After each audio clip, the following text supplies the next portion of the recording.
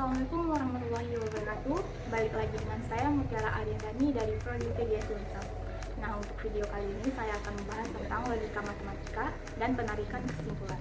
Untuk logika matematika sendiri, saya akan membahas tentang pernyataan ekivalen dan kuantifikasi.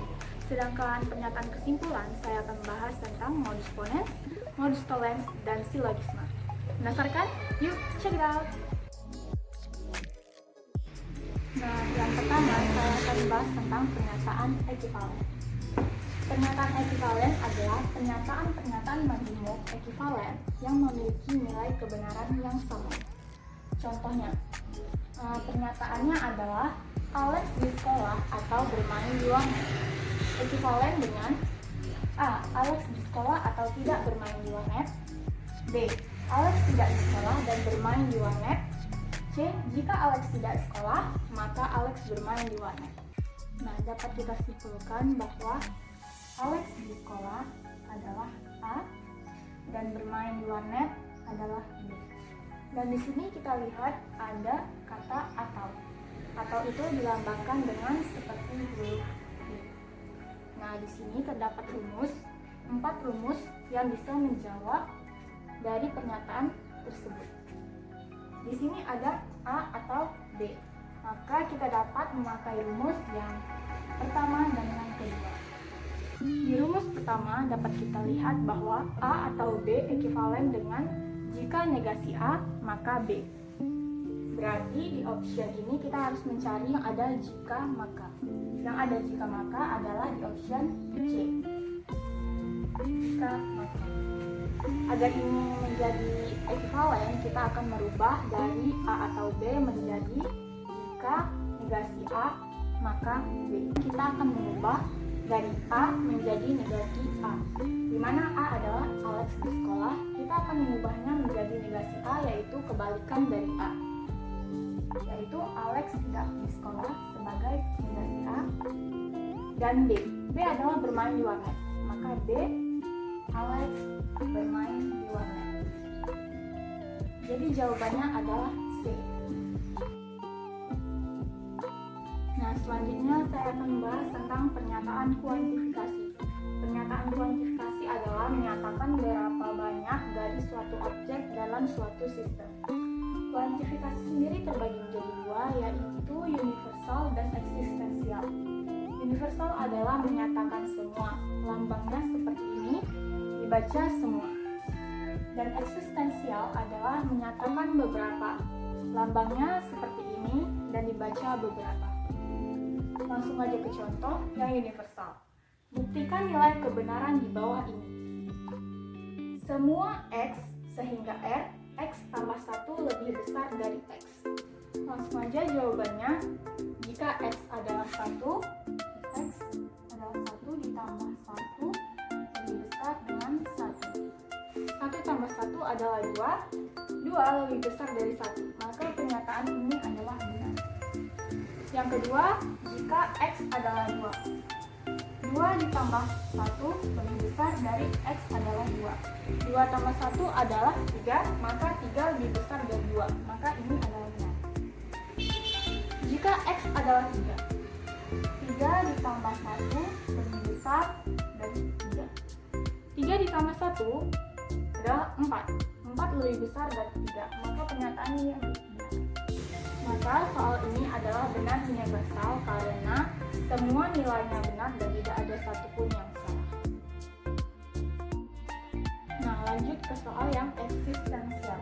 Buktikan nilai kebenaran di bawah ini. Beberapa X sehingga R, X kuadrat sama dengan X. Jika X adalah 1, pangkat 2 sama dengan 1. 1 pangkat 1 sama dengan 1, maka ini benar. Jika X adalah 2, 2 pangkat 2 sama dengan 2. 2 pangkat 2 adalah 4. 4 sama dengan 2, maka ini adalah salah. Tetapi ini bisa dianggap eksistensial karena eksistensial adalah pernyataan yang jika salah satunya benar, maka itu disebut dengan eksistensial. Nah, selanjutnya saya akan membahas tentang penarikan kesimpulan. penarikan kesimpulan sendiri terbagi menjadi 3 bagian, yaitu modus ponens, modus tollens, dan silogisme. Modus ponens adalah salah satu bentuk di hukum pengasingan yang bentuknya argumentasi. Rumusnya adalah premis 1, jika P maka Q, dan premis 2-nya P, maka konklusinya adalah Q. Contoh, premis 1, jika hujan lebat, maka banjir semakin naik. Premis 2, hujan lebat. Maka kita dapat menyimpulkan bahwa hujan lebat adalah P, dan banjir semakin naik adalah Q. Premis kedua, hujan lebat adalah P. Cocok dengan rumus yang tersedia. Maka jika P maka Q, dan premis keduanya P, maka konklusinya adalah Q. Di sini Q adalah banjir semakin naik, maka konklusinya adalah banjir semakin naik. Banjir semakin naik. Nah, ini adalah jawaban dari contoh soal dari modus ponens.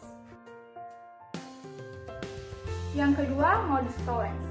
Modus tollens adalah jika diketahui premis-premisnya, jika P maka Q, dan negasi Q, maka konklusinya adalah negasi P.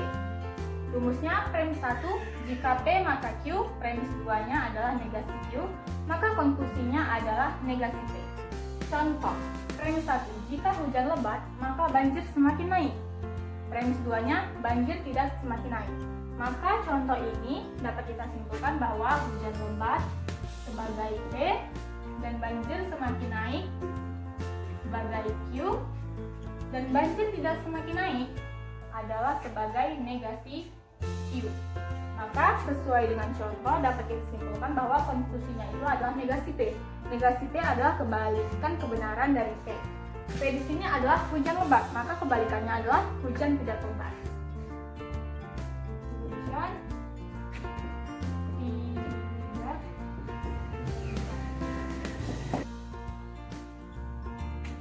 Yang ketiga adalah silogisme.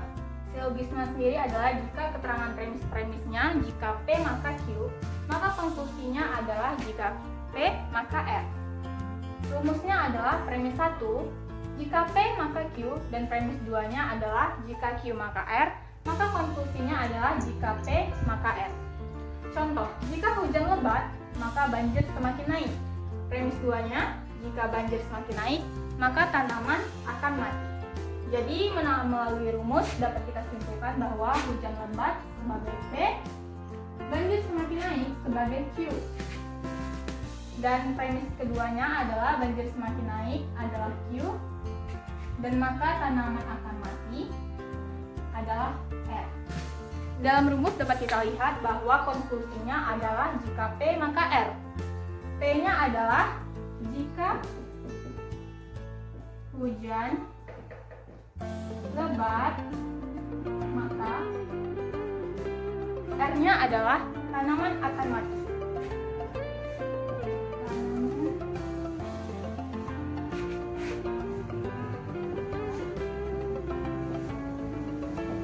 Maka konklusinya adalah jika hujan lebat, maka tanaman akan mati. Nah, itu dia pembahasan dari logika matematika dan penarikan kesimpulan. Sampai jumpa di pembahasan berikutnya. Sekian, terima kasih. Assalamualaikum warahmatullahi wabarakatuh. Bye-bye.